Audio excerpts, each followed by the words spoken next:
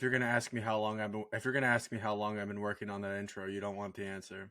I didn't even hear the intro because it fucking cut out for a minute. So I turned on low data mode for all, so I can't see either of you, but it still is recording your faces. It's the only way that I can do this, with me and Chet being on the same Wi-Fi.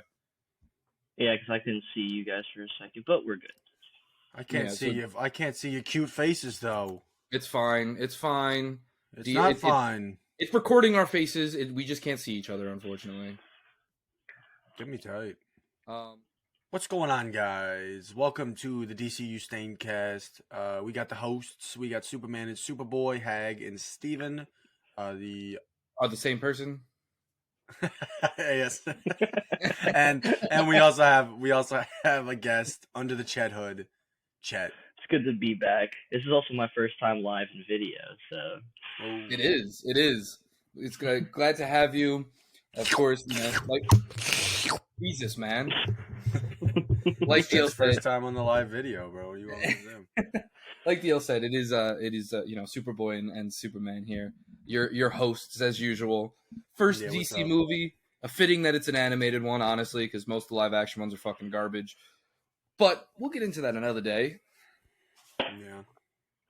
If we ever actually cover any of their main cinematic universe movies. Who fucking knows? There is. It'll happen one of these days. What universe? I mean, maybe one day we'll run out of movies to cover, so we have to cover DC. Yeah, slide on Shazam after this. No. Yeah, mad. That would probably be the last movie I'd cover. Literally, I would cover the silent movies of the 1920s and 30s before I covered Shazam. Yeah, that's true. I'd hop on for a Charlie Chaplin episode. Yeah. Charlie Chaplin tough. But before we get into all of that with the Flashpoint paradox, something that I realized we didn't even talk about last week, The Last of Us. Oh yeah, we didn't, did we? I was gonna see if we want to do a quick little tidbit on it this week, so I guess that answers I thought about it this morning before we started recording. I was like, oh shit, we didn't talk about it last week when it fucking premiered, which is fine because I didn't get to watch it till late last week anyway. But we did watch episode 2. Everybody, I know Chet, you watched. Obviously, we watched it together. DL, you watched it, right? Yeah. What, The Last of Us? Which episode? Episode 2? I watched them both. Yeah. Okay, cool. Yeah. And yeah, so far it is so tough. It is the best video game adaptation. Period. Anything. That first episode alone was crazy. Yeah, bro. Everything, they're being so faithful. And everything they're adding is just adding to the lore to make me like these characters in these episodes more, or this stuff more than I already did playing the game. And The Last of Us was already a top 5 game of all time. The first one, that is. Yeah, I think. I mean, the thing is, there's so much they took from the video game, which is a great thing. You think a lot of times directors are. I mean, it's literally the guy who did the game, so it's not like it's another director ripping off the game. It's literally himself. So. I think they were really faithful to it, and that was great. I saw some people complaining about it, but I mean, you could literally never keep everybody happy. Someone's gonna complain it's too much, someone's gonna complain it's too little. But whatever. I like the cold opens that they're doing, because obviously you can't do that in a video game unless you're I don't know how you they're using the medium very well. I think that's the best way to say it. It's a hard transition going from video game to TV. I mean, we've seen it. There's a reason why most of these video game movies aren't good. It's a hard transition to make. But I mean, they literally hit the ground running. It's fucking great. I mean, starting off the first episode with the interview describing. I called open so fucking hard, bro. I fucking love that shit. Literally, just the fact they give it a date and stuff. I mean, it really doesn't matter all that much, but it really just shows you how committed they are to their storytelling. They're what was it, 1968 or something like that? It's irrelevant because it's 2003 when everything actually happens, but it just really shows how committed they are. Yeah, and then it goes 20 more years, which is crazy to me. Joel lasted 20 more years after that whole shit hit the fan in 2003. And then even on top of that, episode 2's cold open. Very good as well. Just as good, it goes right into because in episode 1 they mention how it started in Indonesia, right? Yeah. I forgot the name of the exact town, but I think it was Indonesia, the country. So they tell you in the first episode that it originated in Indonesia. Well, they don't tell you; it's in the background most of the time. That it originated in Indonesia, and then in episode 2 you see the origin of it. And I'm really interested to see how they're going to continue in the future. I heard multiple things. I heard that episode 3 is one of the best pieces of TV media to come out ever. So I'm very intrigued for this week's episode. And I also heard that one of the episodes this season is going to take Ellie's backstory from the prequel comic and then adapt that. 7. I think it's episode 7. It's episode 7 that's going to do that. Ooh. So yeah, I'm very like the whole DLC, right? With her and that yeah.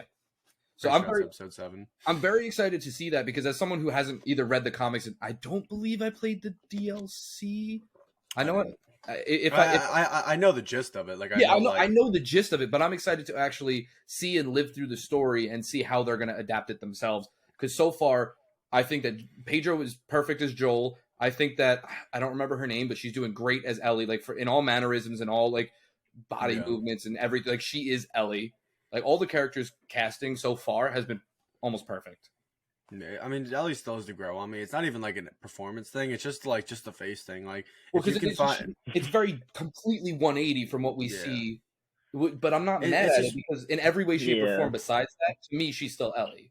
No, she's got the same attitude and the voice too. It's literally just the way she's looking was just throwing me off for a little bit. I think it's more just a juxtaposition because how fucking well Pedro does Joel, where like he is Joel, and then all of a sudden you have someone who's like obviously in personality and all or everything else she is, but like by looks wise, like you look at the two of them, it's like, all right, this is Joel, and who the hell is this? Like that's the only way I see. I mean, it's like I said, it'll grow on me. We're on episode 2, but that's right now, that's just my 2 cents on it. Yeah, but I mean, it doesn't take away from how good she's doing too. Yeah, but overall, because we don't want to get into too many spoilers, and this is already, I can tell you, is on the docket for when we cover TV shows. Yeah. Whether you've played the game or whether you've never played the game at all, this is still a fantastic piece of media that you need to consume. It is genuinely already ramping up to quickly be probably one of the best TV shows of this generation. Yeah, I mean, I'll see where it plays out, just because I hate like putting all my hype into like a basket like this. So we'll see where we end up like 7 weeks from now, 8 weeks from now, when everything's all said and done. We still have it's 10 episodes in a season, right? I would guess so, yeah. So by something like that. Most HBO shows are 10, so I would assume it's somewhere around there. Mm-hmm. Yeah, and they're all like an hour long each. Yeah, the finale will probably be similar to the premiere, like an hour and a half. Yeah, I did need that premiere being in an hour and a half, though. I needed that also. That premiere was so like I was just in awe, and then slight spoilers. I don't even know if this is really spoilers. Sarah's death, actually, like I felt that, and I saw the game, and I knew, like I played the game, I knew it was coming, and I still felt that because you get the whole introduction, like that whole extended scene before she wakes up. Like of her interaction with Joel and stuff, and it just makes you like feel for the character even more. Yeah, I agree. But I guess besides that, I don't know if either of you have any other final thoughts on The Last of Us before we actually get into the episode itself. Watch that shit. True. Yeah, watch that. True. So then, I guess without further ado, Justice League: The Flashpoint Paradox. Another tough project. So tough. This is honestly, I think, my favorite DC animated movie.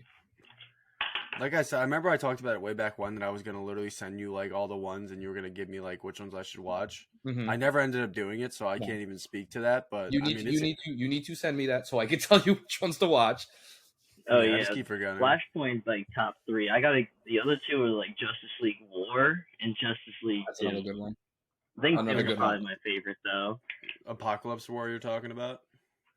The comic storyline is Apocalypse War that they adapted, but the movie itself is just called Justice League War. It's the one where fucking Green Lantern gets fucking beat the piss out of him. Yeah. Green Lantern's got this. Yeah, beat the light show. Green Lantern's got this, and he gets his fucking shit rocked. And then Justice League Doom was with when they took Batman's contingency plans and used them against the Justice League. Yeah, that's tough. But I'm gonna have to tap in. But Flashpoint in general was one of my favorite comic book storylines. It's what really made me start to love the Flash as much as I do now. Because for those that don't know, the Flash is my favorite DC superhero. I love the Flash. So obviously this movie being more centered around him, they weren't going to name it The Flash Flashpoint Paradox because no one was going to watch a movie titled The Flash back in 2013. But Justice League: The Flashpoint Paradox, like I said, this is one of the best, if not the best, in my opinion, DC animated movie. There are some things that I have wrong with it that we will get into, but before we do, Chet, would you like to go with your favorite and least favorite characters? Let's see. I think I gotta give my favorite character to Thomas Wayne, that Batman. Yeah, he's tough. He tough. Yeah, he was so tough in this movie. I like the twist of Batman using the guns now and just being a killer. Yeah, I had that written down. That like no matter what medium or whatever it is, seeing Batman use guns will always be fucking hilarious. It's just it's so obnoxious because like you realize how much. See how better equipped he is when he's running around dual wielding compared to just running up and punching people. Like he's literally dumping the clip. He had that one gun like in the glass case just waiting. That was like, the gun. That was Joe Chill's gun. That was the gun that killed Bruce. Yeah, I thought so. Okay, yeah, but he's fucking crazy. And then he needed. Okay, that. he beat the piss out of Joe Chill too. Yeah, yeah, he was beating his ass down. That shit was crazy. I mean, if someone killed my kid, I'd do the same fucking thing to him. What the hell? Definitely. I mean. Actually, I'll get into it when we get into like some of our favorite scenes, but I'll just say outright that the PG-13 rating, like they did a great job. They pushed the envelope. Yeah, I agree. All right, so I guess your least favorite character. There's not a character that I think is really bad in this movie, but I guess Cyborg was probably just the least interesting because the multiverse thing happened. He didn't really change much except become Michael B. Jordan. Yeah, that's true. I mean, for me, I don't know if this is a cop-out or not. I'm going with The Flash. I love Barry Allen. I love this storyline. I love what the storyline means for his character in the future and all the implications it has. And I'm still tight to this day that we do not have a good live-action adaptation of this. The Flash TV show put Flashpoint and we're not getting one anytime soon. No. And, all right, it's fucking rant time. All right, everybody, strap in. He's destroying his room, everybody. Yeah. Get all your right, seatbelts on. It's fucking rant time because I knocked over my light. As a big fan of The Flash, I tuned in for the Flash TV show. I watched it. I watched every episode. They teased Flashpoint. The man went back in time, saved his mom. They teased it. And you want to know what they gave us? One episode. You're talking about the CW show? The CW show, yes. Sorry. They gave us one episode of Flashpoint, and then the rest of the season had nothing fucking to do with it. Besides the fact that slight things were changed in the universe, like fucking, like they do in this, it was the reboot or whatever. Fucking got me so tight. And even though what they did to it, they didn't do it fucking justice. Even though I will say that Thawne, that's a great Thawne. And then what we're getting, I've only seen one trailer for this Flash movie, and like I've said numerous times, just because Ezra Miller is in it, I will not support this Flash movie until it is released for free. And I can guarantee that no matter what anybody says, this is not going to be the Flashpoint that you, me, that anybody of us remember or enjoy.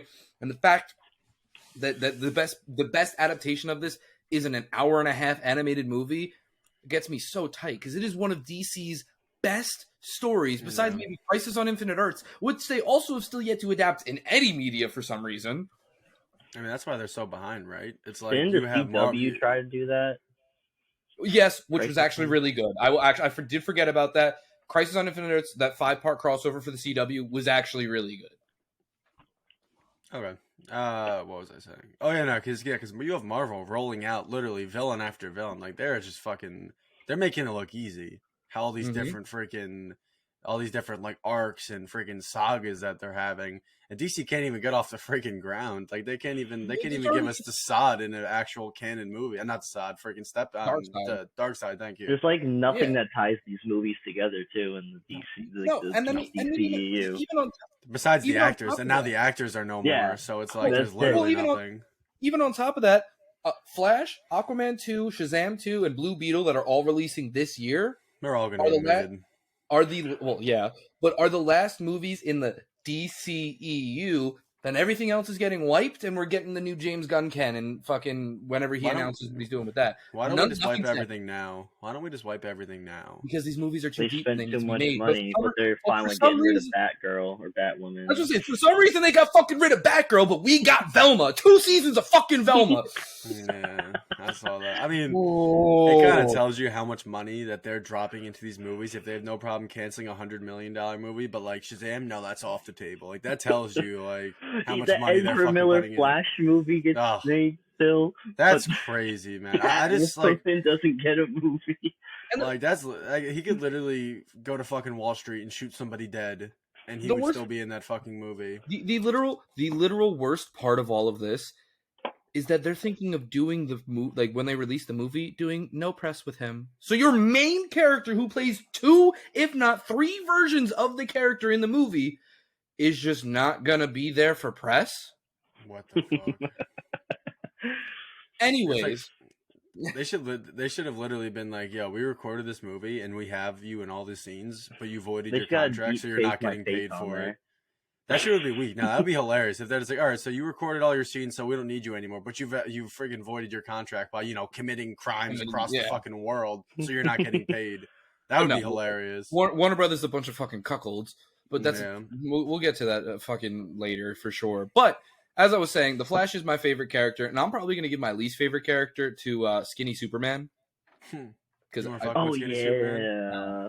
That's how I was looking mean, on Hell Weekend. that was how you were looking. He just doesn't do anything. Like Yeah. that's all it is. I It's mean, just- I'm not mad at it because I feel like Superman's always doing something. It's kind of cool to give someone else the spotlight.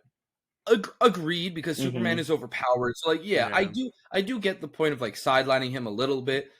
And that's also faithful to the Flashpoint storyline. But in general, it's just Unbelievable tough scene that instead of crashing into a farm in He Kansas, crashed he into fucking Metropolis. bombs the city. Yeah. And And bombs it. Metropolis Like that. exploded. Like holy fucking unlucky. Holy unlucky. Like, oh sucks my for all those god. people that live in there. Yeah. Damn, bro. Imagine a deal if you Yeah. want to go with yours.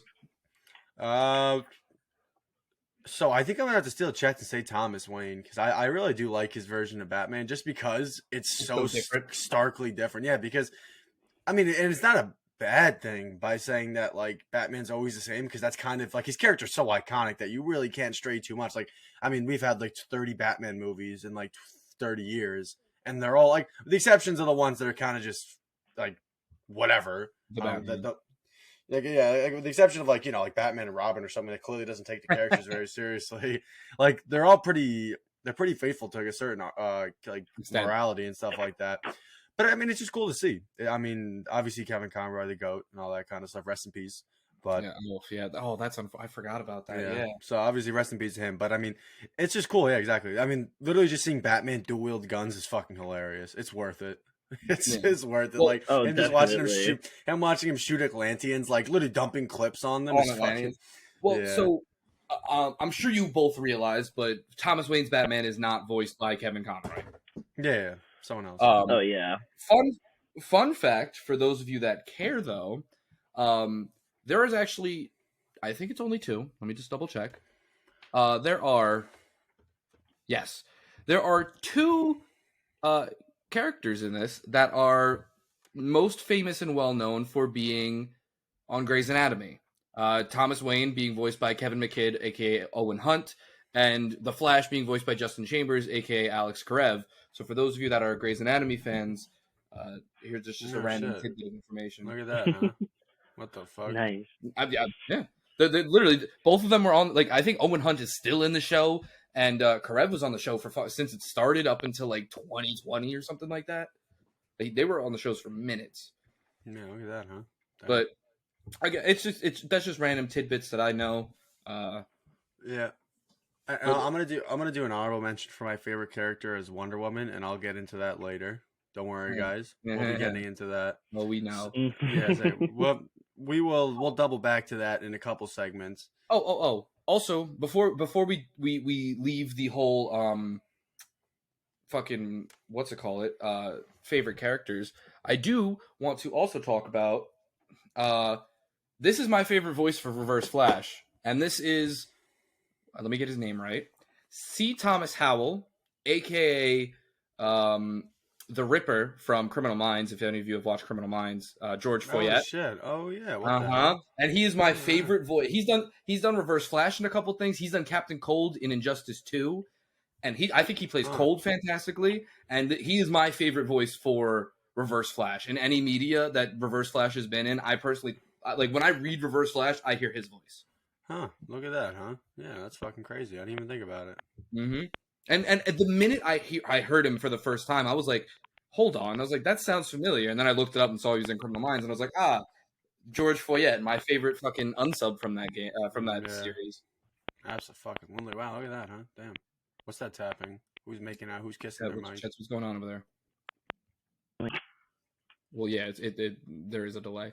Anyways, do we want to do favorite costume for this? Yes. Yes. Yes.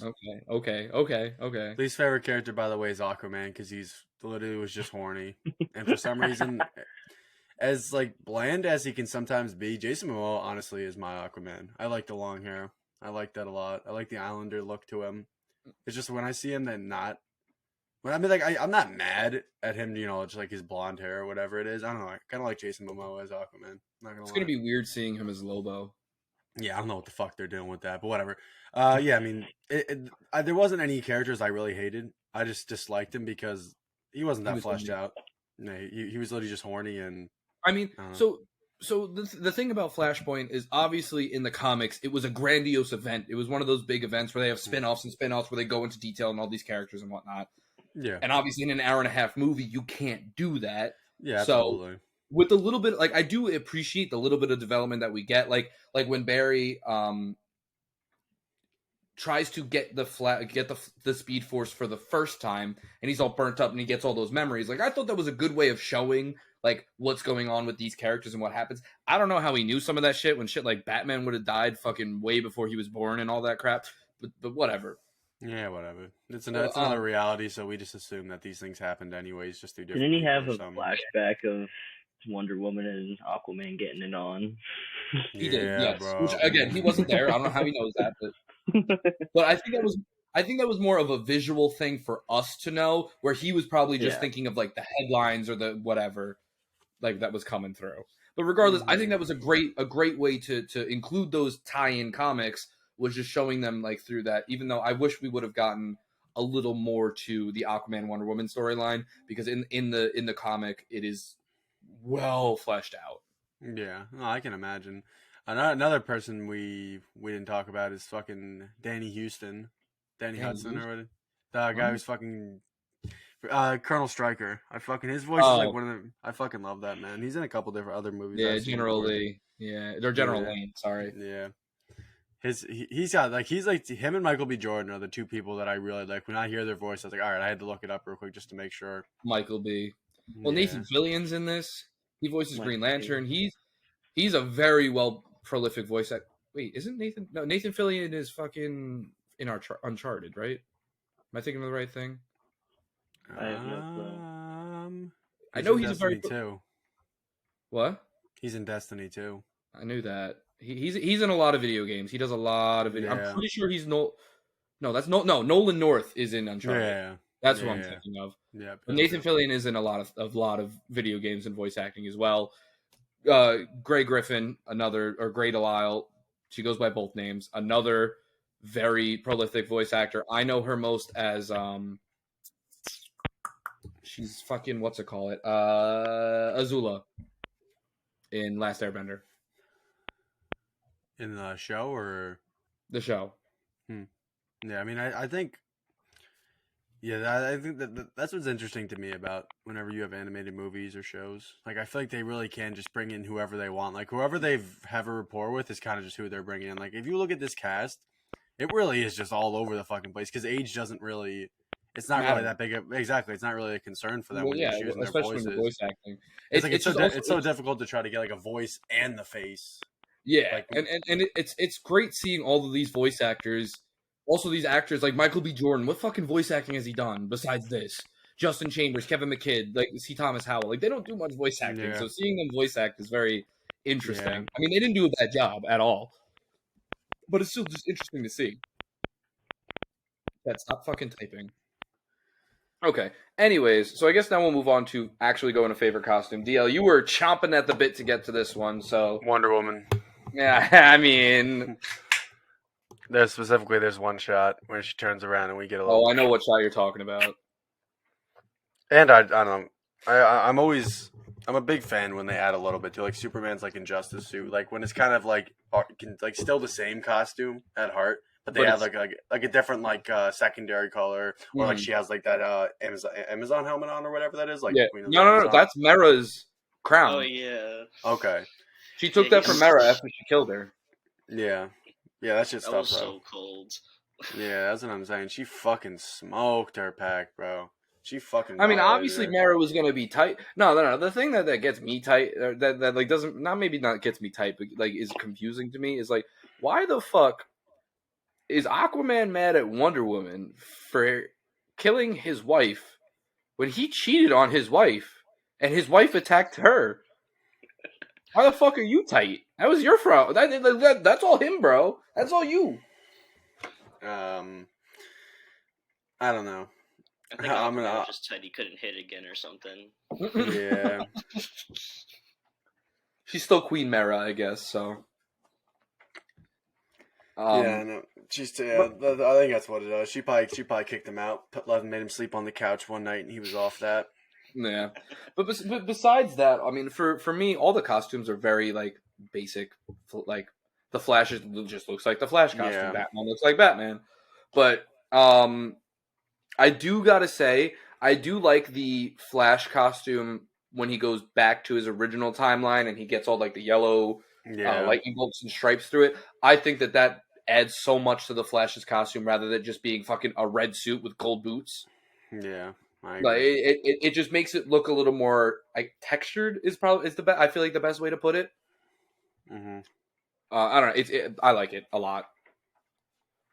Yeah, Chet, I I don't know agree. if you have I it. remember we saw it for like a split second. I was like, damn, where the hell has that costume been this entire fucking movie?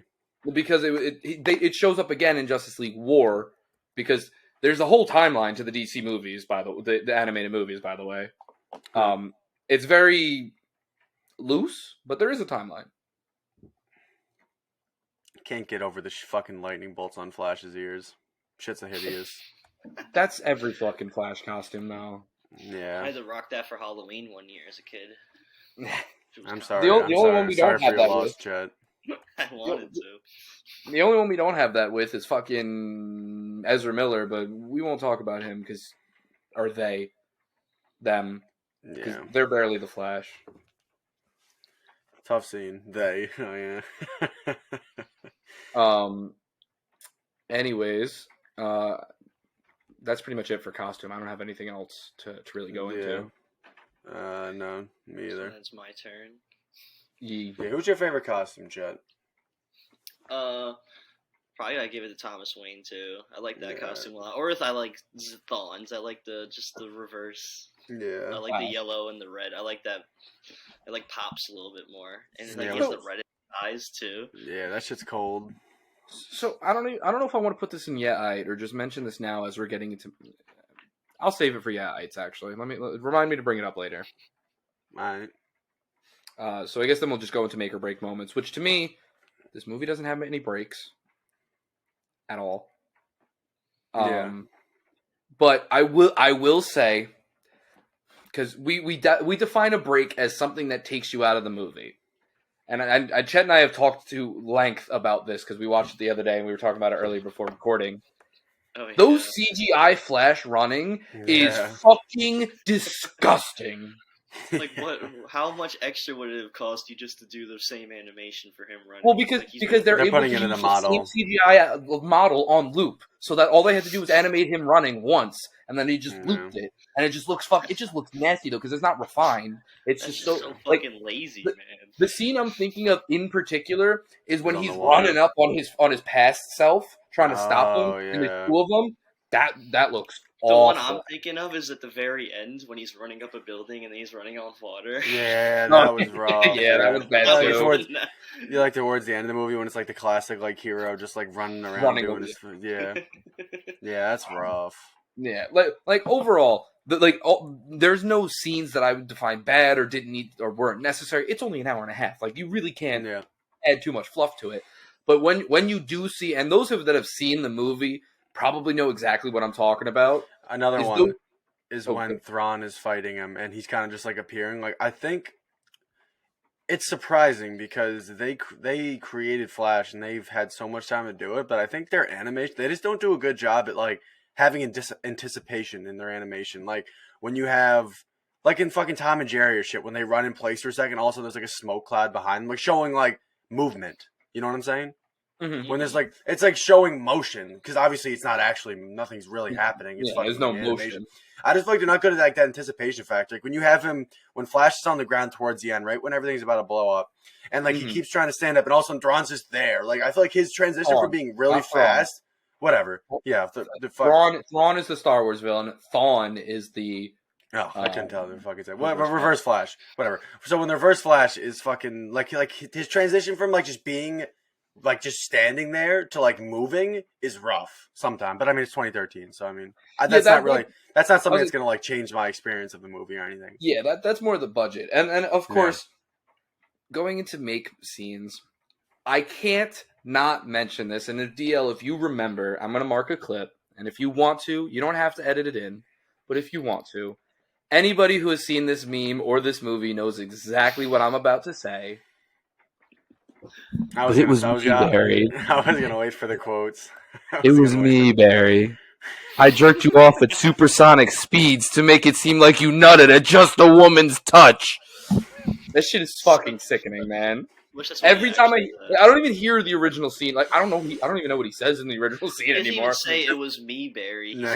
I was waiting for him to say Flash did that. That he did all this. Oh, saying in that scene. Because like all that goes to my head whenever I think of that scene is him saying it was me, Barry. Because I've just seen that scene. There's that one close up. There's that one close up of his face when he's monologuing. Is when it's really like, all right, he's about to fucking say. He's about to say. When he's got that smug look on his face. Yeah, when he's got that smug look on his face, like there's one specific scene where it's like, oh fuck, he's about to do it. He's about to say it, and then he doesn't. And I'm like, damn it. Yeah, I'm literally looking at the picture right now on IMDb. If you look at it, it's 45 out of 164. If you go to like the pictures of everything, it's literally fucking him looking smug. What the fuck are the images on here? I don't know. I just found them recently. I see it. Yeah, 45 out of 164. Yeah, it's literally him just being fucking smug. Oh, I see it. Yeah. I fucking see him smiling and shit. Yeah. It was me, Barry. It was me, Barry. I jerked you off at supersonic speeds. Or I also love like Thrawn's delivery at the beginning, like when Wonder Woman puts the lasso of truth on him, and he's like, "There's no way to disarm it." It's like you're too late. The truth hurts, doesn't it? Yeah, I was like, "Damn." And then, like it's reasons like this that I like him as Reverse Flash, and then we see him again in one of the Suicide Squad movies, where it's this same Reverse Flash. Let me do some research. Yeah, it takes place after this. I think I know what you're talking about. He talks about how he survived getting a fucking hole, and then he shows the hole in his head. I just need to find out what Suicide Squad movie it's in, but it's so fucking tough.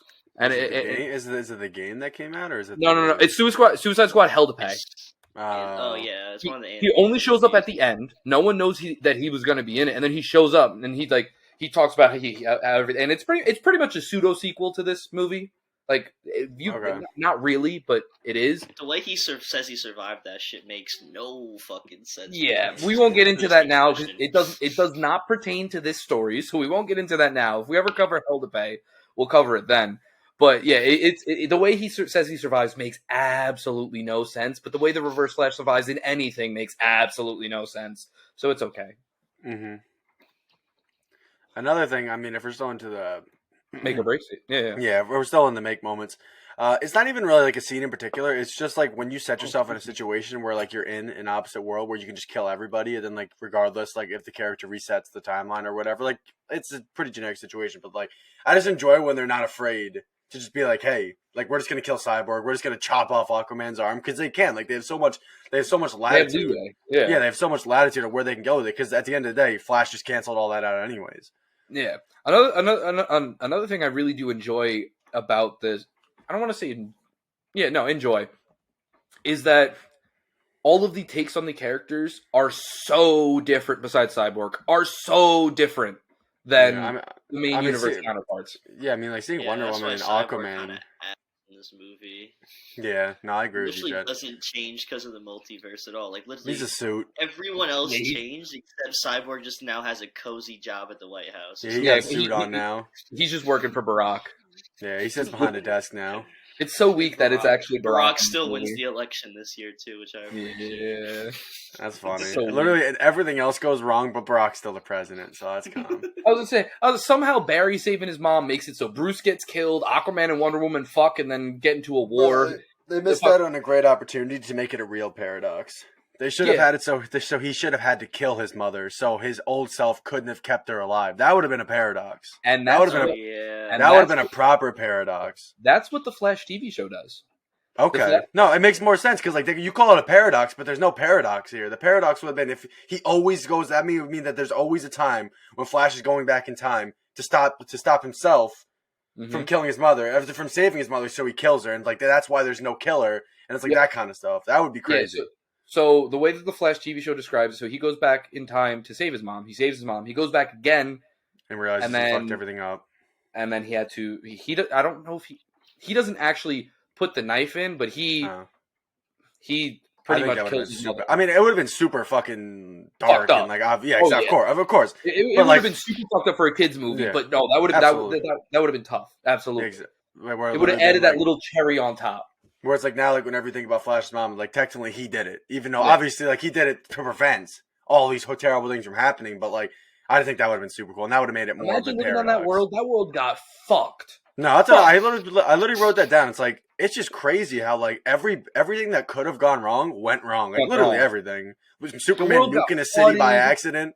Like Europe getting flooded. Like damn, bro. And Captain Atom ends up just destroying the whole world. He's just a human like now. The Shazam kids. That made no sense to me. Is how all the Shazam kids. Yeah. Why were they all one person? That's what I was just saying. I don't understand how. I guess that was their multiverse twist. I guess on the character. Yeah, which fine. Like you didn't need to add much to like the fucking Wonder Twins. Did he talk as Shazam? No, right? Yeah, I think he did. Yeah, no, because she asked him. She said, "This is not your true form. How do you get rid of this form?" And he said, "What word?" That's right. And then he said Shazam, and then they all go into that kid up. Yeah, bro, that was dark, bro. I was not expecting to see the kid's body, bro. Because like obviously we heard it was like slicing, and then whatever the other like adjective was, and also you see him dropping. I'm like, damn. Yeah, that's kind of cold blooded. Like we were saying before, this movie pushes that PG-13 rating very hard, and I'm very glad they did because this is one of the darker DC movies as well, just because of how much blood and darker tones that they take in it. Which Aquaman gets his fucking arm chopped off for God's sakes. Cyborg fucking literally Aquaman's about to rip his heart out. Like he's fucking it's sickening. You see his whole exposed chest. I feel like a whole beating heart out like that should be like more than PG-13. But I feel like there's a lot of things. Like I just think like. There was a lot of fucking gun violence. I think nowadays it's more of an issue than it was like 10 years ago per se.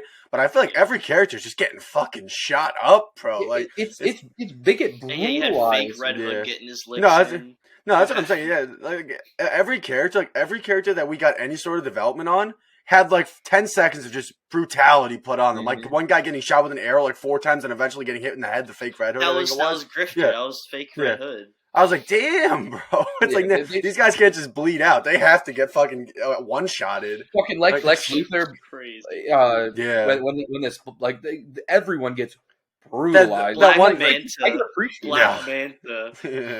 When they blow up the mask that Manta's wearing, and then like Grifter and fucking Batman are just lighting up in the face. Jesus fucking Christ. Like it was just like all around too. Like that random soldier that Wonder Woman found, like she just hung him. Like it was fucking. That was Steve Trevor. That was Steve Trevor. Without him finding Wonder Woman, he was able to age properly and actually become an old man. Oh my God! Don't fucking get me started with that Chris Pine. Chris Pine. I didn't see in the sequel of that movie for fucking no reason. Dumping plot in the third act of the movie. Don't get me started on 84. But I don't know if we have any other. Cause like I said, I can go on and on about this movie. Like the opening scene with the opening scene with all of the with all the rogues and the rogues gallery attacking the Flash Museum, like that was great. Yeah, Like, that was tough. This Ow. movie is, if you're a fan of the Flash or DC in general, like this is a must see movie. Absolutely. Or if you're just a fan of like, I think this is good, like an introduction. Like if you like big arcs and stories, like the ones we've already spoken about, like it really is a good a good intro to it. Because like you said, Hag, this an hour and 30 minutes doesn't do any sort of story like this any justice. Like it does a good job considering how long it is, but like I'm sure there's a lot of like very like character defining moments. Like when you kind of rush that shit into a movie, it doesn't really hit the same, so you don't really notice it. But like when you have a character actually work for something and that payoff, very different story. Yeah, fantastic. But I guess then, without listing off every scene in the movie, we could move on to quotes themselves. It was me, Barry. Yeah, I jerked you off at supersonic speeds. But another one, I already said it in the beginning, but when the Reverse Flash goes, the truth hurts, doesn't it? Yeah. Or probably my all-time favorite one, and it feels so good, like with Kevin Conroy saying it, is at the end when he reads the note from Thomas, and he's like, "Damn, you're a damn good messenger." Yeah. That shit goes hard. Another thing is, Yeah, I think it was touching. I think it was Thomas Wayne who said this because he was talking about his wife when he's like, "You'll be amazed the monsters this world can create." That shit tough. Mm-hmm. Which side note, unfortunately, if for those of you that don't know this, so Hal Jordan got fucking cooked. Also true. That was so. Also true. That was the most That was the most anticlimactic thing. Because like throughout the rest of the movie, I was like, all right, so like, is he getting like that classic? Oh, we think he's dead and he's gonna come back and save the day. That thing. I'm like, wait a minute, he don't even got a fucking ring. What is he doing? So he actually fucking died. Yeah, he's actually cooked. Like he's like, oh, there you are, dead. Like gets eaten. He But, just gets eaten, what it just blows up something for no reason. Like just fucking bombs a whale or whatever that thing was. Whatever, yeah. But what I was gonna say before is, so for those of you who don't know, most of the time when Kevin Conroy voices Batman, they do like to have Mark Hamill go along with it, because with the animated series, those were the two. Mark Hamill was the Joker, and whatever. And Mark Hamill, anytime he's been asked to do the Joker, his first question was, "Is Kevin doing it?" Because Kevin is his Batman. And unfortunately, now that Kevin Conroy has passed away, Mark Hamill says that he's probably never going to do the Joker again because his Batman is dead. Which hurts to hear, because Mark Hamill is such a good Joker. But I understand. I completely understand it. Yeah, I can completely understand it. Because you can't really have one of those without the other. Yeah, absolutely. I mean, voice acting, regular acting, like when you're alongside someone like that for a role that big, it's like you kind of just for that long. Yeah, exactly. They've literally been producing the characters together since the 90s. Man, I don't blame him. Yeah, so I get it. It's tragic. It sucks. I would love to hear Mark Hamill again, but at least we still have all that old media. And thank God I met Kevin Conroy when I did, because that one was a heartbreaking one. Yeah. I don't know if either of you have any more quotes. There weren't really too many. Yeah, there wasn't too many, but I do remember when they're in the Flash Museum and Barry's like, "Oh, you're gonna just kill me, Barry. Why do you gotta kill 1,000 people?" And then he's like, "Oh, I do this because I choose to. It'll make your death more agonizing." No, and you could have saved all these people, but you didn't. That one was called. Or when he's like mocking, he's like, "Oh, you did all this because you wanted to save your mommy." Yeah. You're gonna destroy the world because you wanted to save your mommy or something. Oh, I remember that whole monologue was tough. That was when this is also in the beginning. It's like when Superman's right before he flies Reverse Flash, I think it was Star Labs, and he Reverse Flash says to Flash, he said, "You can't save everybody. There'll always be that one." Like mocking him about his mom. Yeah, that's true. Yeah, I actually noticed that too. That shit's tough. The dynamic between Reverse Flash and Flash is so good, man. So good. I love how just pure evil Reverse Flash is. Yeah. Oh, he's a fucking scumbag in every way, shape, or form. He just literally wants Barry to suffer. That's all he wants in life. And the best part is he wants his legacy destroyed. He used to be a super fan of the Flash. It's fucking syndrome. Literally.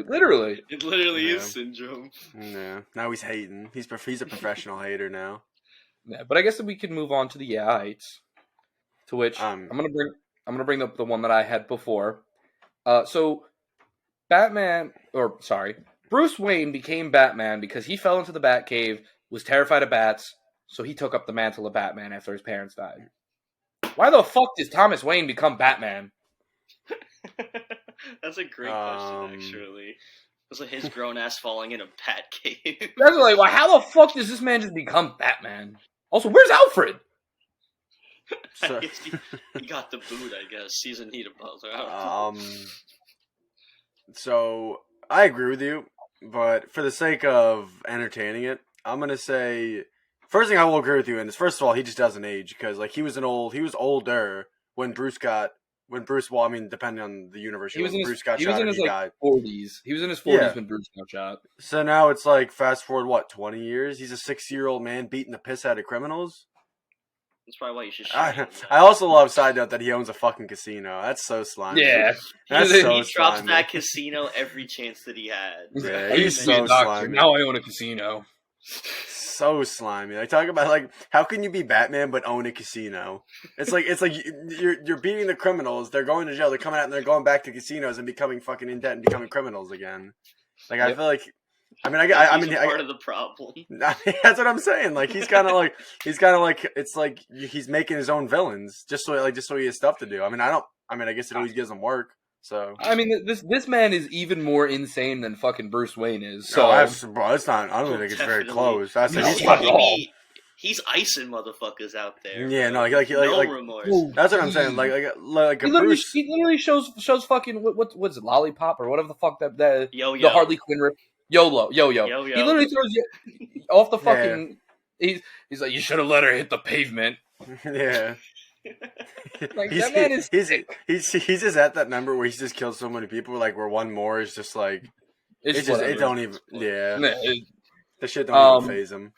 Another that I had is whatever the fuck that the Flash cooked up in the beginning, that he like throws the Speed Force or whatever the fuck that is. That's that what I was gonna say. When he just threw a handful of vibrations. Oh yeah, they were doing some weird shit with his hands, bro. And he like stopped the jet by like fucking. You can't see it on the camera, but I'm doing it. I'm just spinning it. I'm spinning at high speeds. Well, honestly, anything to do with those bombs, fucking like I get Superman holding it. Wonder Woman just froze it off, which fucking made no sense. Batman using his own gun. Shit made no sense. Yeah, Batman literally said, I can't defuse it without making it blow up, and then defused it without making it blow up. Or the one that I find the weakest, and DL and chat, you can't see me right now, but I know everybody else can, is fucking Aquaman standing there like this, fucking posted, and the fucking Heatwave goes, are you gonna do something? And he's like, I am. As he's fucking just standing there. Oh, yeah. That is the microbes. Yeah, the microbes are kind of microbes. Literally the most Aquaman moment I've ever seen is him just fucking posted up with his hands on his hips saying, I am. Talking fucking fish, bro. Useless piece of shit. Fucking hate Aquaman, man. I know, that's why I like Jason Momoa as Aquaman, because like he actually feels like he's a part of their fucking Justice League. Like he feels like more than just a fish fucker, like what he is in the comics and fucking. He don't be talking to fish in his movies either. Like he just I'm like you could be low key about that. It's like he could just be like just be like chatting. He could be like whispering sweet nothings into like a whale's ear or something. But we don't got to see that. It's like the whale just calls up. Yeah, so I agree with you on that aspect. As much as fucking Aquaman is boring as fuck, like at least it's a little more. It's an interesting take on. He has a personality. He has a personality at least when he's like I will say I enjoy watching quote unquote watching that movie for Aquaman. I mean for Jason Momoa as Aquaman, but the rest of that movie I could not give two fucks about. No, absolutely not. That shit's ass. Yeah, but I don't know if any of you have any heights that we didn't mention. I don't think so. Yeah, I was gonna say the fuck you have to throw in a handful of, and he never does that again too, which is just like classic. That is classic. Literally just using something dummy up like that just forgetting you have it for when he could have used it a lot later. That is my one thing about the Flash is they just used the it was Speed me, Force. Barry. Yeah, they just use the Speed Force as a crutch for everything, and no matter what medium he's in, it's the Speed Force, and like that's the biggest thing, and like throw back to him getting set on fire. also, I was literally just about to say that. Like, I don't even know if I want to consider it the fact that he literally he does that shit. Lightning strikes twice in the same spot. He does that fucking sets on fire. He lives, and then he just fucking is just cooling. Next time, put the fire out faster. As he woke up on the table and he was a fucking mummy, and then all of a sudden, next scene, he's fucking healed up again. He's got his hair back. It's like, bro, what? Well, like, come on, at least show let's run that shit back one more time. It didn't work. Yeah. I need everything, or the fact that Batman, fucking Thomas Wayne, just had everything that he needed to fucking just turn into the Flash. He's like, I need everything over there and some lightning. He's like, welcome to Gotham. What the yeah, I need especially bad weather. Welcome to Gotham. I literally guessed. I didn't even remember him saying that. I guessed that when we were watching. Yeah, he did. Chet was like, Chet said it like 2 seconds before fucking Thomas did, and I was like, Jesus, man. But fucking. Yeah, but I don't have any. Yeah, I don't have many more yeah-ites either, and I'm gonna skip over the next segment as well because it's an animated movie. There's not really much. Goofs. Yeah. If anything, it's gonna be more like just part of the process where it's like maybe like just the overall models or something. Yeah, so goofs in an animated movie, like we don't we'll skip that for now. Yeah. All right. It's been a while. It's been so long since I performed adequately, and let me just tell you something. All that talk about them saying Lois Lane is the most beautiful woman on that planet, they don't know what the fuck they're talking about. Let me be honest. Wonder Woman literally says until now. Yeah, I know. It's like you can't be calling her the most beautiful woman on the planet when Wonder Woman still lives, bro. That's baby girl. Okay, that's your first mistake. Second mistake is freaking showing me that little peek at the rear end and thinking that I'm not interested. Are we interested? Are we well more than interested? We knew that. We saw that. Interested. We teeped that. Yeah. But what else? Oh, yes. I don't know if you guys ever watch Futurama, but there was like something about Amazonian woman's like death by Snoo Snoo. I need that from. I need that from Wonder Woman. Death by Snoo Snoo. Yeah, I need that. They died by crushed pelvises, and they're like, ooh, I need that from Wonder Woman. Ooh, that would fucking hit the spot. That would hit an Amazonian in my life. I need a fucking. I knew that would hit the spot. 6'5". I need a bitch that's 6'5" and can fucking toss me around. Yeah, I need to literally get tossed around like a bag of leaves, bro. I need to be getting fucking thrown around. Fuck, man. Don't turn me up. I gotta get carried around like a fucking baby, bro. Yeah, I need to have a little backpack like a fucking chihuahua. Wonder Woman are bad. That's what I'm saying, bro. I had a crush on her when I was like 12, and it hasn't gone anywhere, bro. It has not left. No. If anything, it's only gotten more intense. Yeah, oh my goodness, yeah, that's what I'm saying. It's like, whew. But that's all we got looking for in this movie. Everyone else, I mean, it's but Wonder Woman is the best piece of eye candy we could ever ask for. Yeah, absolutely, man. It's just the way she carries herself. Talk about how beautiful she is. Yeah. Talk about how beautiful she is, and she a freaking goddamn 8. Get me tight. But I guess then we can move on to the question of the week. Deal, you want to pull this up while I do the normal spiel? Yeah. So, of course, as usual, every Saturday on the Instagram at the Staincast, we ask you guys a wonderful question, get you guys involved, try to receive your responses. And this week we took to the stage and asked you guys what your favorite streaming services were. Because I'm honestly surprised we didn't ask this question sooner. Yeah. Like, as soon as you sent it to me, DL, I was like, wait, what? How did we not do that sooner? Mm-hmm. I had to check through to make sure that we didn't already do it. Come on now, Instagram. Don't be like this. I know it's there. I uploaded it earlier. Of course, in the age that we live in now, there are so many streaming services. So many have definitely have more going for it than others. But I did look at the responses, and a lot of you said one page in particular. Yeah, I'm shocked. As soon as I said streaming service and not but like a TV streaming service or something like that, I knew I was asking for this. I was letting loose the floodgates. Yeah, but I'm okay. As soon as I looked at the responses, and there were like 5 people that said the same thing, I was like, Jesus, man. I'm pretty sure I'm one of those people that said. You are. You are. But DL, would you like to read the wonderful responses that we got from our viewers? Absolutely. So Eslavigny19 said sponsored by Disney Plus. Not sponsored by Disney Plus. And then Father Queel said Spank Bank. We're gonna keep moving. Joe Melio, Josiah Moho said HBO Max. He also said The Hub. We're also gonna keep going. Yeah, just keep going. We'll double back to that. RP24, not to be confused with Chet Stable, said HBO Max. It has Curb and Entourage. True. Oh, yeah, that's true. And then Chet Stable, not to be confused with RP24, said Prawn Hub. Said Prawn Hub. Good man. Good man. You put the R before the O, so it's Prawn Hub. Well, we can't say the other word on YouTube anyway, so we'll leave it at Prawn Hub. That was not on purpose. Okay. Well, we can't say it on YouTube, so we will gladly say Prawn Hub. It's Prawn Hub, baby. Say whatever the hell I want. It's then Max said Prawn Hub. Surprise. surprise. Yeah, and then the last one we got was Mr. Willie Banks, the GOAT. It's been a while. We need you on here, Willie. It's my little freaking public service. That's a public service announcement. He said YouTube. We got sausage videos, car videos, education, chugs, and some jugs. He's not wrong in any of those statements. I like how he goes from super specific to super broad. He's like, we got sausage videos, car videos, education, chugs, and some jugs. That's the best answer. I fucking love Will, man.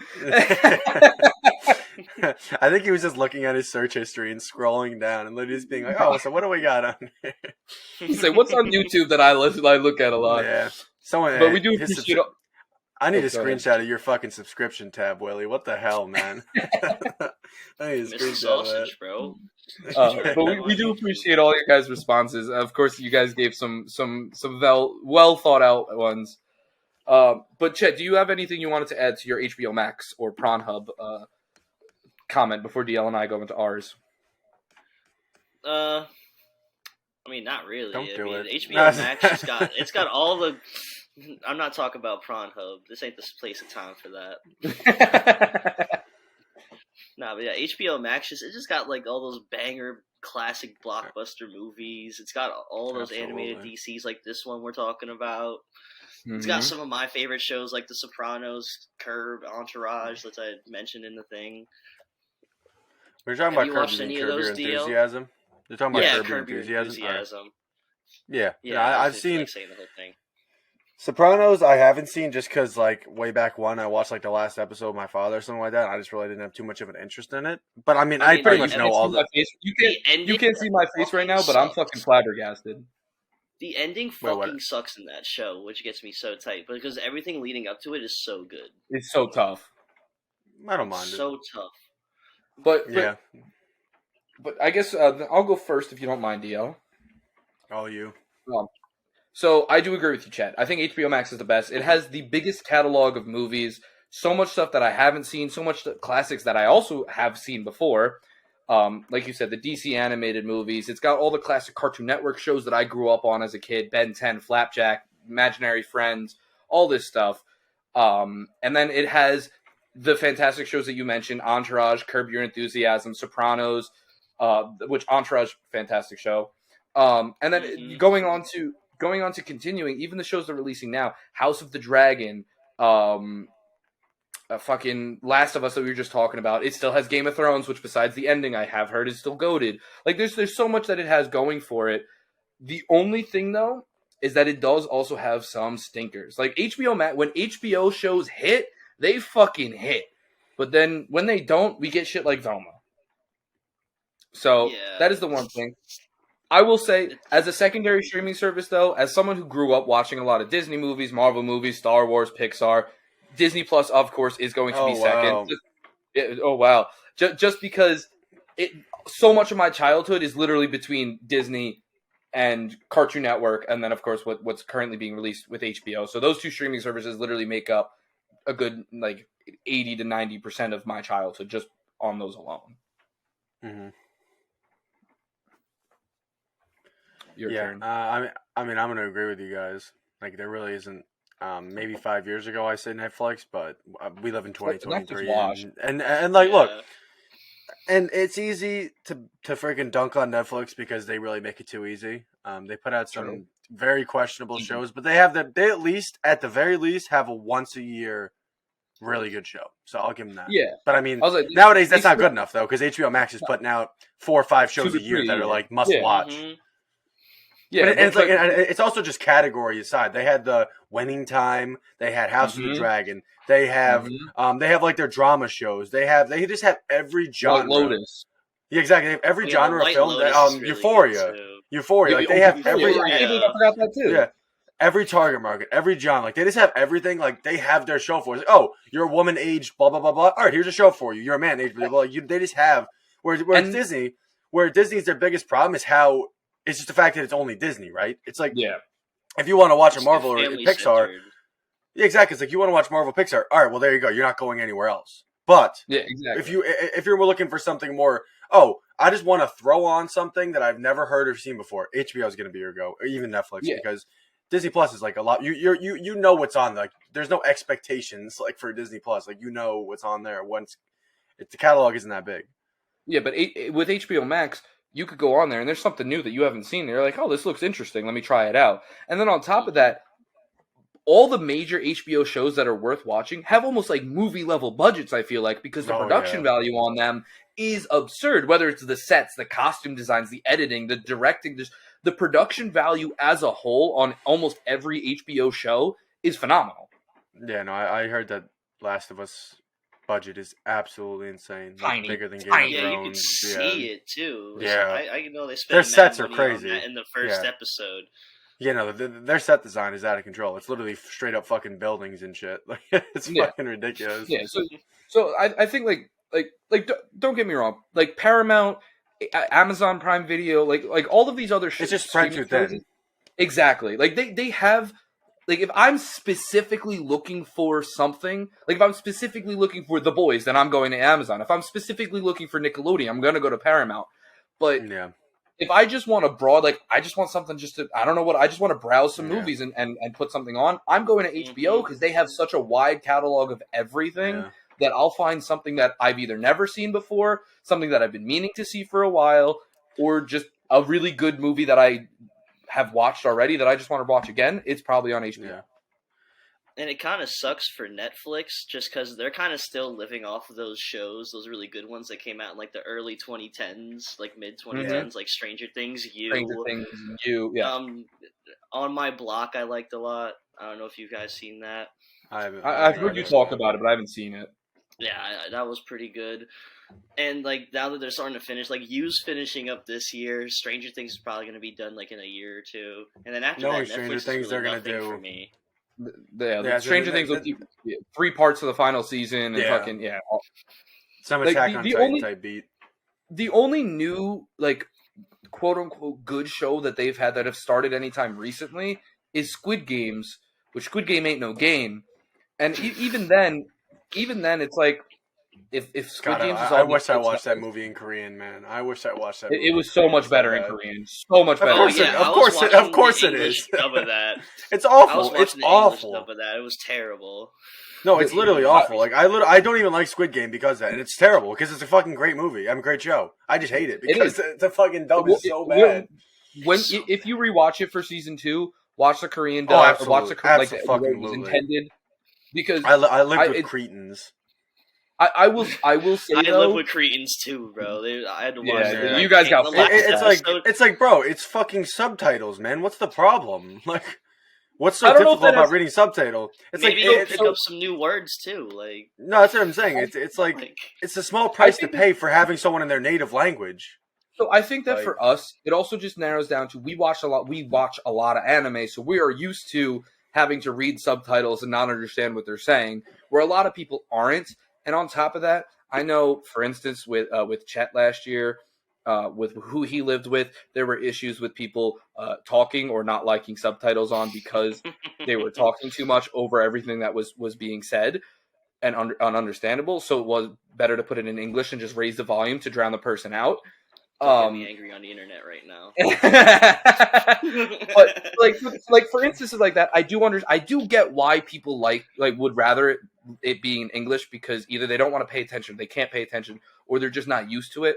Where I know for me and for you guys, we're used to reading so fast with anime, just flipping through fucking subtitles, where something like that doesn't really change for us going to Squid Game. Yeah, it just becomes like kind of just like part of the viewing process. It's like whether it's in English with America, like I always have subtitles on now. It depends on the movie. Like genre, I think for comedies, like you don't need to know what they're saying. You don't know, like, no. Yeah, obviously. No. But I will say, if I'm watching something for the first time, especially, I'll make sure I have subtitles on, because there'll be some times where something's going on where you just can't hear what the character's saying. I know there was a movie that we were talking about recently that had an issue with that. That it's better to have the subtitles on so that you can understand, because the things are so soft spoken or there's so much going on in the background. Yeah. But that's a different rant for subtitles. Excuse me. Thank you guys again, like I said, for responding to the question of the week. I can't. Yeah, it's my words are fucking losing me right now. Damn, we're already an hour and 9 minutes. How did this happen? I mean, we didn't really start until fucking 10 minutes in, technically. Yeah. But like I said, thank you guys for that. And I guess, DL, you know what time it is. Yeah. I'll freaking super sim this part of it a little bit, just because, I mean, it's a freaking... There's only 53,000 people who have voted on it, because, I mean... I'm surprised we could see. Oh, I can see your screen? That's great. Yeah. Chet. Chet. This is the first time you're on this. This new software is great. We can fucking screen shit. Like, we've been doing a lot with this. Yeah. This is hard. Mm-hmm. Yeah, no, it goes dummy hard. So we, like I said, we had 53,000, basically 54 if you round up. 54,000 people gave it an average score of an 8.1. I think that's very respectable. I think that's very respectable. Oh, wow. Yeah. Wow. What? I'm very surprised. I'm just looking at the numbers. Like, that's very surprising. Like this movie. Yeah. I mean, like I said, it is one of, if not the best DC animated movies. So I understand. Yeah. It's just one of those storylines. It's one of those storylines that kind of just writes itself, I think, at least in my opinion. That is also true. It's so big. It's too big to fail. I think it's like not to overuse a freaking ridiculous terminology. Like, there's so much going on with it. We got a glimpse of it in this movie, and it's still amazing. Like, we kind of got like a little like broad strokes of some of these stuff, but I mean, you guys can really see it yourselves. I really don't have to break down too much. Like 5 and below, non-factors, that's literally like freaking 1,500 people. 6, it's like 2,500 people. But really, what you guys want to be looking at is that, like we said, 33% of people, so basically a third of one out of every 3 people who watched this gave it an 8. I think that's very respectable. That's very. That's honestly around, like, if we were doing numbers, that's probably what I would rate it around, is somewhere in there. Yeah, it's even more impressive that it goes up. Where it's usually you kind of see like a lot of 10s if you're just like a fanboy or just someone who really loved it and they really want like to have their opinion. But even the fact that it stays steady with that 9 is very impressive, because I feel like if you give some movie a 9, like, it doesn't necessarily I guess it all comes down to the person. But for me, like, if a movie's 9, I'm not like on my way to the freaking IMDb to give it a review. But like, it's usually the 10s and the 1s that are reserved for that. Like, either you're really happy or you're really pissed. Yeah. But this is impressive to see. It's basically down this whole line. Everything from 6 and below is pretty much null and void. Yeah, those motherfuckers absolutely. who gave it those 303 motherfuckers that gave it a 1 are fucking hating. cowards. They're just hating. Yeah. They're probably just stupid and couldn't comprehend the concept. They probably like Lord of the Rings. All right, now moving on. Little Lord of the Rings freaking slander. Don't get me started. Don't get me started on the Lord of the Rings. All right, I won't. Okay, so Lord of the boring as fuck. Enough. So, like we said, 54,000 people voted, and 2,000 women voted on this. So, I think it's safe to say we're gonna throw these numbers out the window for obvious reasons. There's just not enough people that voted to really talk about it. Yeah. Yes, thank you. Yeah. Sample size. The p-value ain't looking too hot. So P-value. or whatever the hell it is. I'm freaking forgetting my stats. Or whatever. All right. The highest one is going to be this is not going to count. It's 28 people. So an 8.2, which is literally the average, which is around the average. I mean, that's our age. That's literally people who grew up like us. This is the chunk right here. Like this is the chunk that's basically deciding like all of this shit. Because like we have the 8.2, the 8, and the 7.8. Like you said, that's our age group, 18 to 29. Just timeless for people. Like whether you watch it 10 years ago or like when it came out or 10 years from now, it's just kind of like, obviously the animation probably won't hold up as well, but I mean, it's just the storyline itself is timeless. The characters are timeless. So you'll always have that love from this age group. Us. Exactly. Us. Yeah. I mean, I've been preaching about this movie this entire cast. So. Yeah. Or, I mean, even 30 to 44, like that's the most amount of people voted was this age group and they gave it an 8. So like that's even more impressive because there's more people. It's double the sample. So yeah. There it is. Absolutely. Wonderful there numbers. It is. Wonderful excellent, numbers. Excellent. Yes, sir. But I guess switching over to the only numbers that actually matter, odd numbers. Yes, sir. Mm-hmm. I guess starting off then with story. I gave it a 4. 5, right? No, out of 4. Out of 4. Yeah, okay. There's 5 categories. Ranked 4 max. Yeah, oh my god. 1 is the lowest, 4 is the highest. 5 categories, 20 is the highest. Yes. Yes. So first story, I gave it a 4. I mean, we've been preaching out. This story literally writes itself. Like it is almost a carbon copy from the source material. Like this is one of the best ways that you can really adapt it. It's phenomenal. I think that it's great. Just the whole concept and the story and the dealing with the grief and just all of that. It's just done really well. Absolutely. Yeah, I really don't have too much more to say besides that. I give it a 4 too. I think story and writing I've already beaten to death on. I've basically everything you just said. So I don't know, Chet, if you wanted to give it a rank or if you wanted, you could do it. Well, like we told all our guests, you don't have to use our system. We just use it because I think it's the best way for us to kind of like. I'm gonna play by the rules. I'm gonna use the system. I'm giving it a 4 as well. Yeah, I don't think that was really a question on the story whether it was a 4 or not. Yeah. And then I think following up, I think we can all agree with this as well, is that the writing is also going to get a 4. The writing or acting?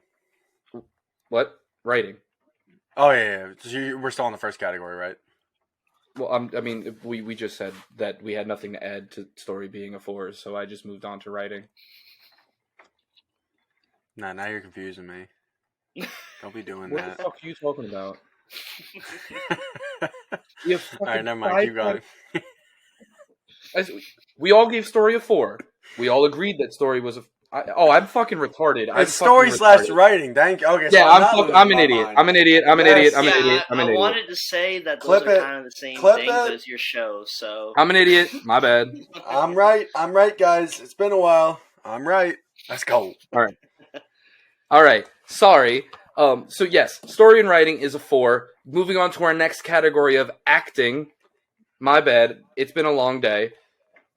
Suited for fucking God knows how long today.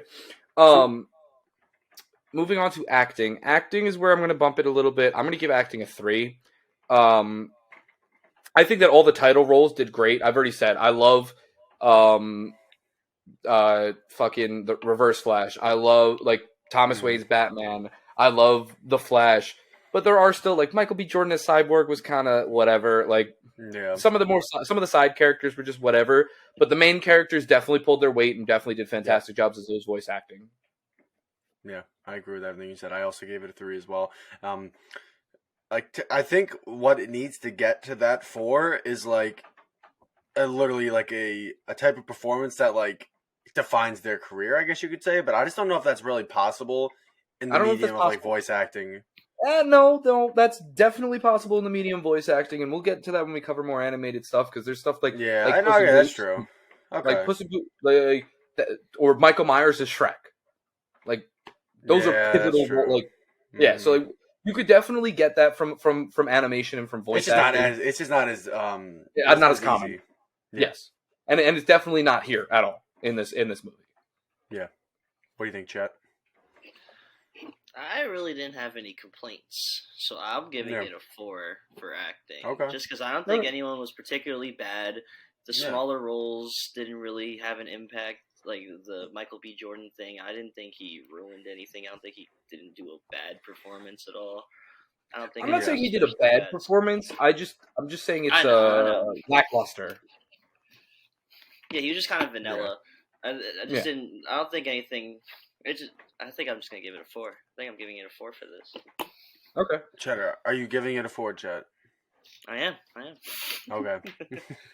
Yeah, so usually what we kind of do just to give a little breakdown.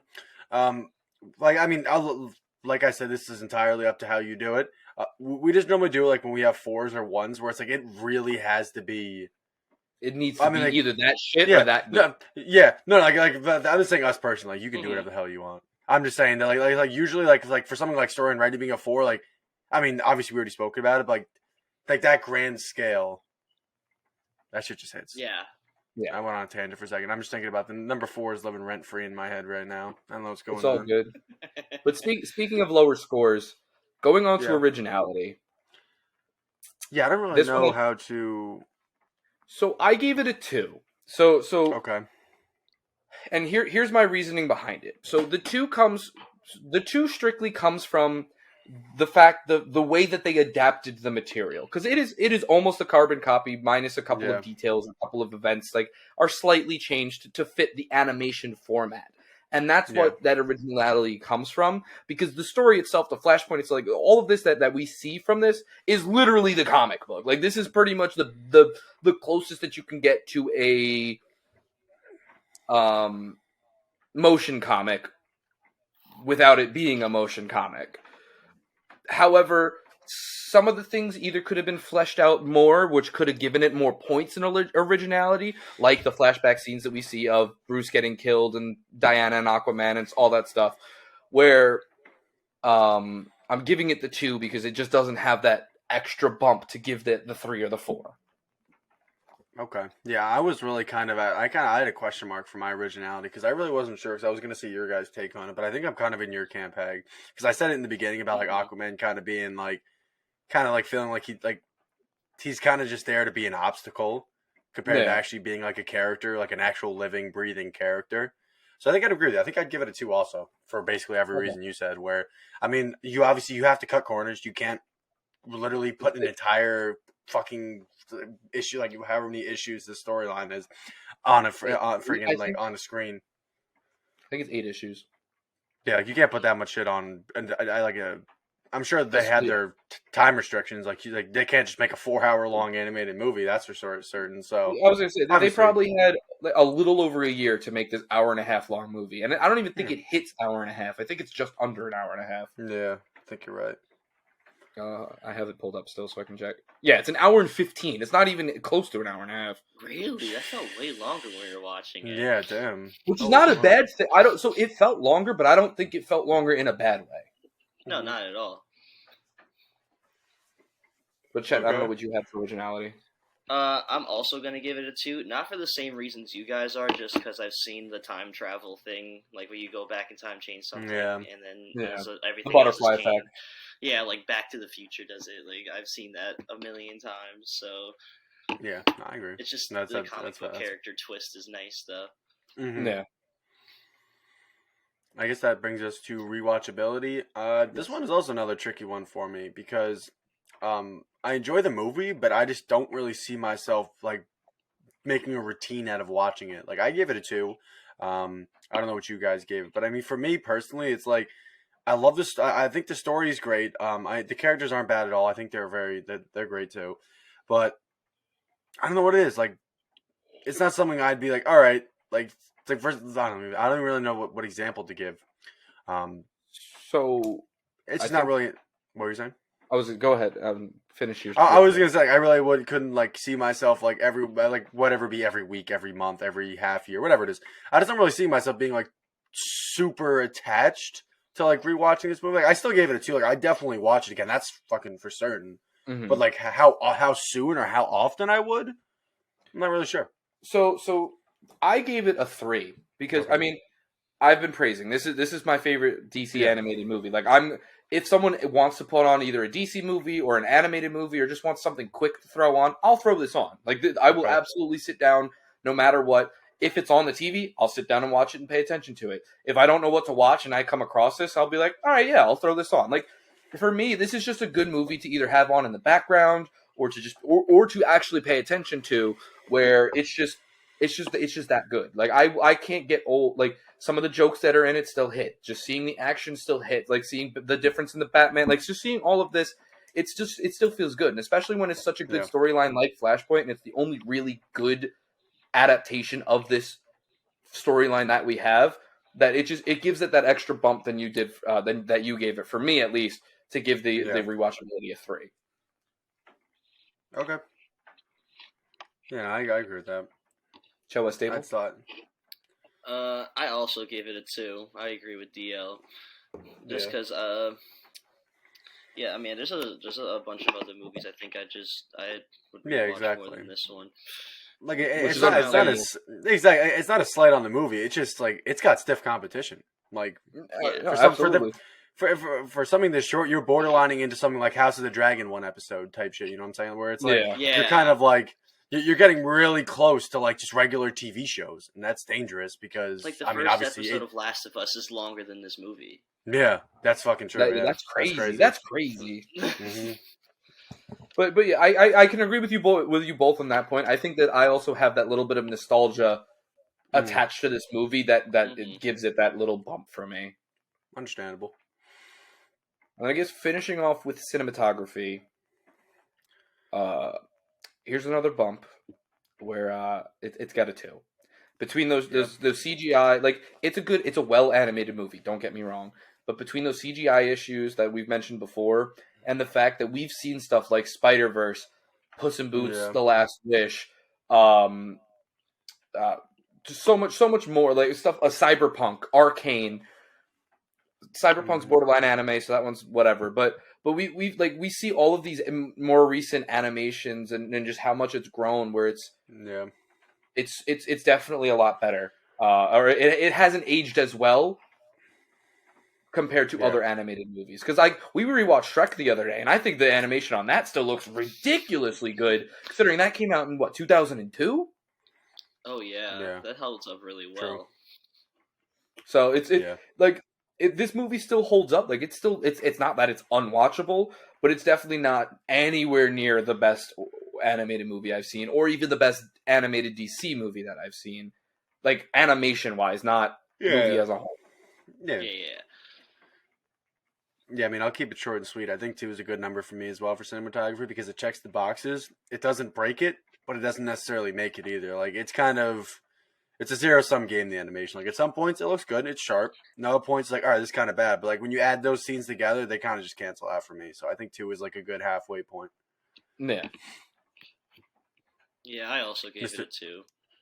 Mm-hmm. Yeah, I think that's just for that. Like, it's not doing anything to blow me out of the water. It's not like super seriously animated where it has those scenes that could either give it the 3 or the 4, but it's not complete garbage. It ain't some Invincible. It ain't some Invincible type shit. Like some fucking Invincible. That new Invincible trailer. animation. Invincible animation is Invincible season 1 animation is pretty bad.